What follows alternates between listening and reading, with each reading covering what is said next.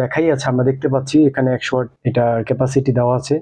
এখানে যদি 100 ওয়াটের বদলে আপনি যদি 110 বা 20 ওয়াটের কোন একটা জিনিস চালাতে চান, তখন সেক্ষেত্রে কি হবে, এই ইনভার্টারটি জ্বলে যাবে। যেহেতু এটিকে যাদের বাজেট কম তাদের জন্য বুঝেই বানানো হয়েছে, তো সেক্ষেত্রে এখানে কিছু কিছু বিষয় ধ্যান রাখা আমাদের প্রয়োজন। তো চলুন আমরা প্রথমে একটি আপনাদেরকে খুলে দেখাই। এখানে একটা ছোট করে আপনার টেপ লাগানো দেখতে পারবেন, এটিকে আপনারা খুলবেন। খুলে নেওয়ার পরে আমরা আপাতত এটিকে সাইডে রাখবো, এগুলো পরে খুলে দেখাবো। প্রথমে আমরা 100 ওয়াটই দেখাচ্ছি।